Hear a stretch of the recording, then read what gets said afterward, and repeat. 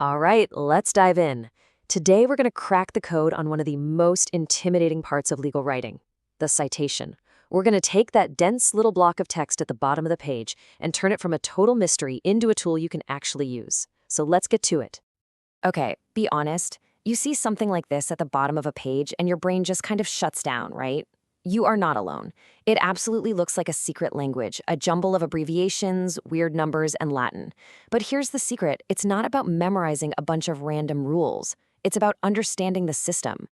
And this is the core idea for our entire explainer. The key isn't to somehow memorize every single comma and period for every book or case you could possibly find. No way.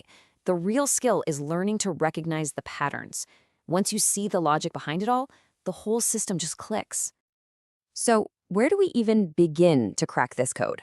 Well, we start with the signals. These are those little words right at the beginning of a citation. And believe me, they are incredibly powerful. They don't just point you to a source, they tell you exactly how that source relates to the sentence you just read. Let's break down the two basic ways to show agreement. If you use the signal C, you're making a direct connection. You're saying, hey, this source right here, it directly backs up what I just said. But CROF is a bit more sophisticated. It's like saying, okay, this other situation isn't a perfect one-to-one match, but the logic from it applies here too. It's all about providing support by making a comparison. And guess what? The exact same logic works when you want to show disagreement. But C is the writer's way of telling you, hold on a second, this source directly says the opposite of what I just argued. It's a straight-up contradiction. And but CF is just the other side of that coin. It means a source contradicts your point, but it does it through an analogy from a different context. Now, beyond those main pairs, you've got this whole family of other super useful signals. C also is basically like saying, and here's another source that agrees with me. E.g. is your classic, for example, plain and simple. Accord is a real power move. It's how you show that multiple, totally separate sources all reach the same conclusion. And C generally is your friendly signpost pointing the reader toward broader background info on the topic. Okay, so we've got the signals down. Now let's talk about the insider's slang. Once you've cited a source in full, you do not want to have to write it all out over and over again. That's where shortcuts come in. Don't think of these as more complicated rules. Think of them as the efficient slang that legal pros use to save time and space. And honestly, using them correctly makes you look like you know what you're doing.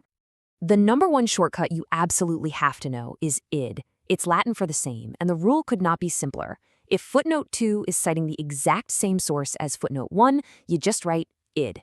That's it. If you're pointing to a different page in that same source, you just write id and add the new page number. It is the ultimate time saver. So, what happens if you want to refer back to a source from like 10 footnotes ago? Well, you can't use id, because that only works for the citation that came immediately before. That's where supra comes in. It means above, and it's your way of saying, hey, remember that book I cited way back in footnote 3? We're talking about that one again. But, and this is a big but, you almost never use supra for court cases. That's a key rule to remember. Now, this one might be my personal favorite, hereafter. This lets you create a custom nickname for a source, which is amazing when it has a ridiculously long title. The first time you cite it, you write out the full name, and then in brackets, you write something like, quote, hereafter, UN Global Report. For the rest of your document, you can just use that clean, simple nickname. It's a game changer. All right, you're doing great. We've covered signals and shortcuts. Now it's time for a lightning round on the building blocks, the individual pieces that actually make up a full citation. We're going to go through these fast so you can spot them in the wild. First up, the pinpoint citation. This is just the street address. It tells your reader exactly where to look.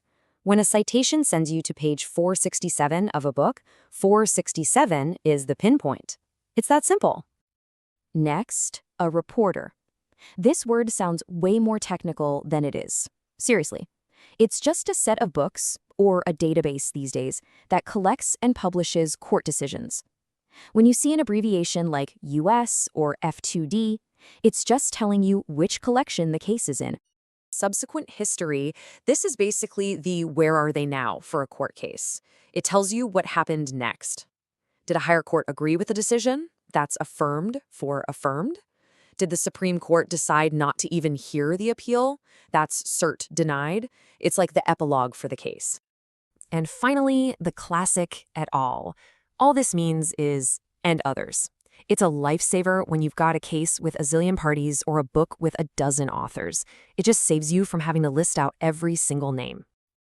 We are almost there. We've decoded the language, the shortcuts, and the anatomy.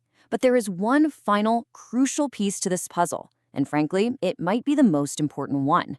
Knowing which set of rules you're even supposed to be following. And this is where a lot of people get tripped up. The Blue Book is split into two sections. You've got the blue pages, which are for the real world. Court filings, client memos, the stuff practicing lawyers write. The style is simpler for speed and clarity. Then you have the white pages. That's for the academic world, scholarly articles and law reviews. The style bare is much more complex and detailed.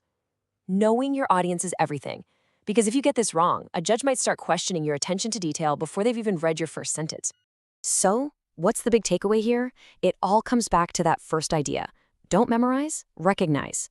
If you can understand the patterns of the signals, know the basic vocabulary, and, most importantly, always know whether you're writing for a courtroom or a classroom, you've pretty much mastered the system. See, the goal isn't to become a walking encyclopedia of citation rules. The goal is to have the decoder ring that lets you read and write them with confidence. So the only question left is, are you ready to stop memorizing and start decoding? For more tools and reference guides, visit the L.A.W.S Toolkit.